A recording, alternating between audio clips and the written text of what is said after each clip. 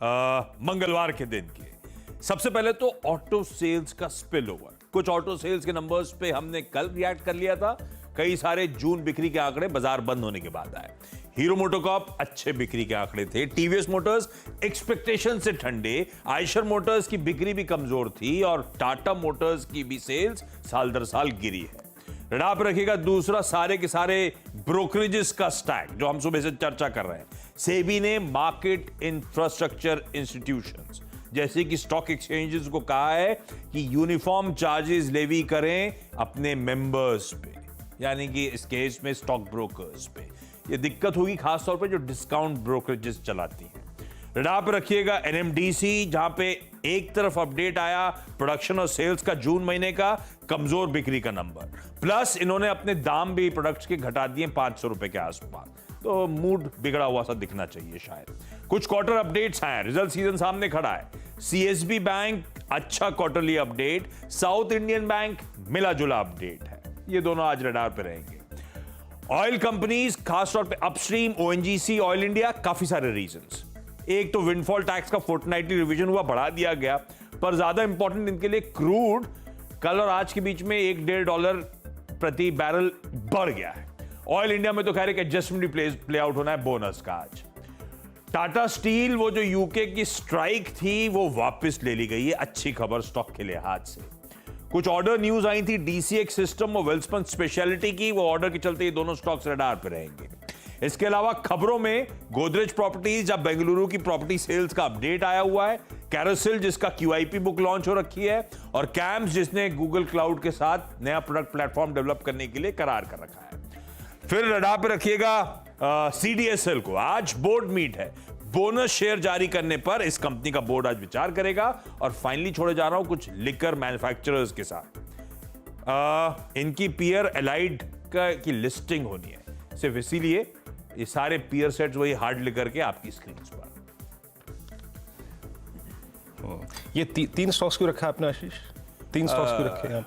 Liquor manufacturer और whisky manufacturer ये सब वही हैं। बियर वाली इसलिए नहीं रखी है, वो हार्ड लिकर के हैं सारे।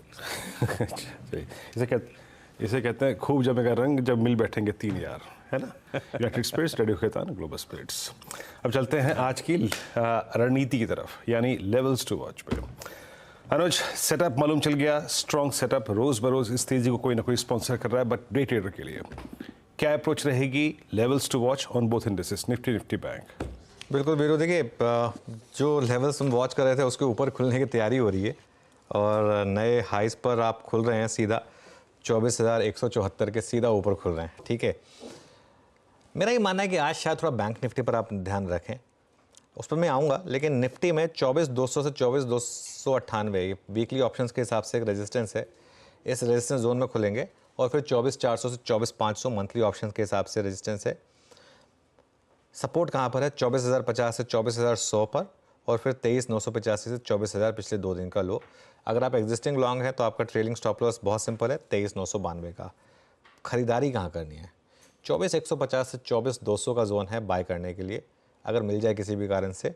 और अगर उसके बाद डिप मिले 24,050 से 24,150 का जोन है ऐड करने के लिए। और सभी लॉन्ग्स के लिए स्टॉप लॉस होगा 23,992 का। अभी के लिए शॉर्ट ट्रेड पर नहीं जाते हैं। बैंक निफ्टी पर आते हैं। बैंक निफ्टी में आज फिन निफ्टी की एक्सपायरी है और यहाँ पर बैंक निफ्टी नए तेज़ी के संकेत भी दे रहा है। तो 3 दिन के कंसोलिडेशन के बाद मूविंग एवरेज थोड़े ऊपर आए हैं। यहाँ पर फर्स्ट रेजिस्टेंस है 52,700 टू 52,800, हम वहीं पर खुल रहे हैं। उसके बाद 53,150 to 53,200 all time high. Support कहाँ पर है? 52,400 टू 52,500 पर, और फिर 52,150 से 52,200 पर।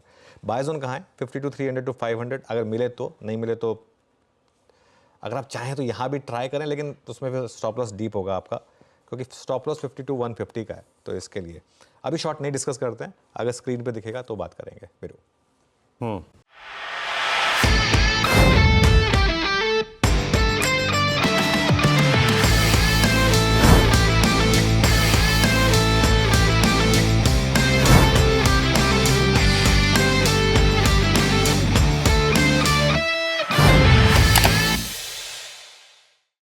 बता दें कि मनी कंट्रोल पर दिए गए विचार एक्सपर्ट्स के अपने निजी विचार होते हैं।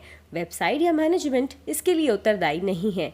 यूजर्स को मनी कंट्रोल की सलाह है कि कोई भी निवेश निर्णय लेने से पहले सर्टिफाइड एक्सपर्ट की सलाह लें।